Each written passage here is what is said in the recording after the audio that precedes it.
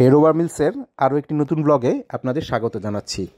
বেশ কিছুদিন আগে আমরা গিয়েছিলাম আমাদের বোনের বাসা উত্তরাতে, আর আজকের ব্লগটি সেই ট্যুর নিয়ে। খুব সকাল সকাল আমরা চলে গিয়েছিলাম উত্তরাতে।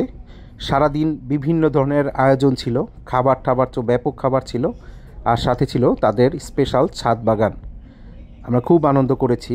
সেখানে যে দেখলাম যে তারা বিভিন্ন ধরনের খরগোশ, পাখি এগুলো পালে। আমার কাছে সবচেয়ে ভালো লেগেছে তাদের খাবারের আয়োজন। অনেক খাবার ছিল, দুপুরের খাবার ছিল, সন্ধ্যায় বিভিন্ন ডেজার্ট ছিল, সারাক্ষণ খাওয়ার উপরেই ছিল। আমার মেয়ের মূল আকর্ষণ ছিল এই খরগোশগুলোর প্রতি। ও সারাক্ষণ ব্যস্ত ছিল এই খরগোশ নিয়ে। খালাম্মা আমার বোনের শাশুড়ি খুব যত্ন করে এগুলো লালন পালন করে, আর সে ছাদ কৃষি করে। বিভিন্ন ধরনের শাক সবজি, ফলমূল এগুলো চাষাবাদ করে ছাদের ওপর, এবং সে অর্গ্যানিক সার তৈরি করে ডিমের খোসা এগুলো দিয়ে।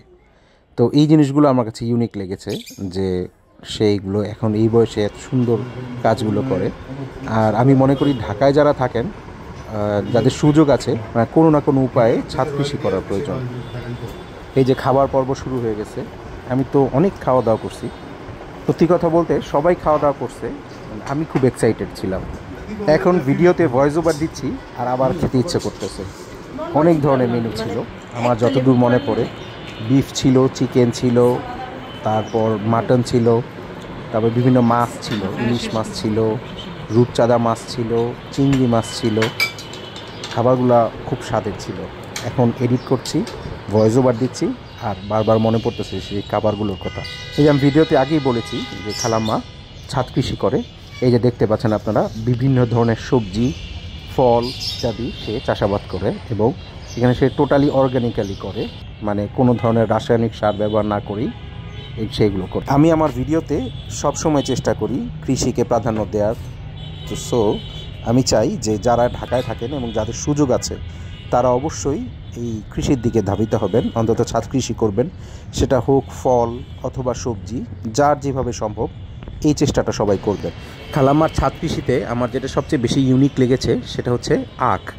খালাম্মা এখানে আখ চাষ করে। আমি বিভিন্ন ছাদ বাগান বা ছাদ কৃষি দেখেছি, বাট কোথাও আমি এরকম আখ চাষের সিস্টেমটা দেখি নাই।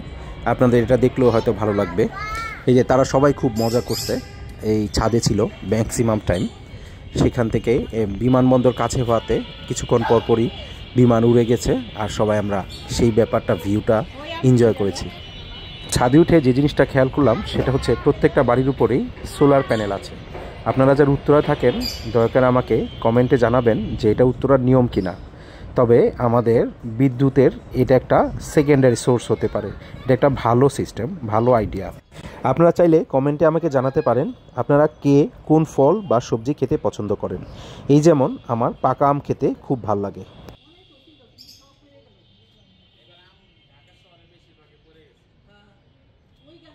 সারাদিন ভরপুর আনন্দ করে আর ভরপেট খাওয়া দাওয়া করে সন্ধ্যায় আমরা উত্তরা থেকে চলে আসি, এবং আমরা প্রথমবার মেট্রো রেলে এসেছিলাম। আমাদের নেক্সট কোনো একটা ভিডিওতে আমরা আমাদের প্রথম মেট্রো রেল জার্নি নিয়ে একটি ব্লগ করব।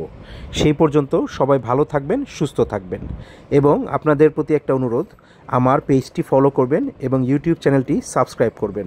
ধন্যবাদ সবাইকে।